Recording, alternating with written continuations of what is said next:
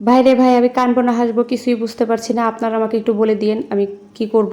তার মানে যে ৩ টা লোক যে দেখতে পাচ্ছেন, এর ভেতরে ২ জন হচ্ছে কারেন্টের মিস্ত্রি, একজন হচ্ছে আমার জামাই।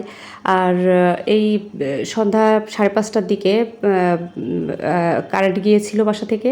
তো আমাদের বাসায় আইপিএস আছে, আমরা অতটা বেশি গুরুত্ব দেই নাই। কিন্তু মাগরিবের পরে দেখি রোড লাইট জ্বলছে অথচ বাসায় কারেন্ট নাই।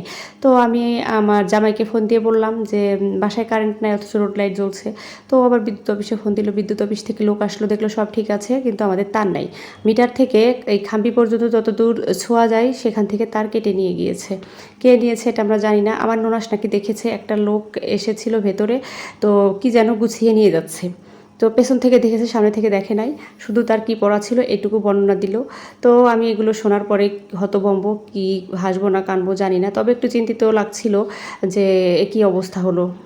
মানে কোনো নিরাপত্তাই নাই। তারপরে আবার তার কিনে নিয়ে এসে লোক দুটোকে ডেকেছে। এরা মূলত বিদ্যুৎ অফিসের লোক। ওরা এখনও কাজ করছে। আমি মাত্রই ভিডিও করলাম আর মাত্রই এডিট করে ভয়েস দিয়ে আপলোড দিলাম। আমি মূলত এই সময় ভিডিও আপলোড দেই না।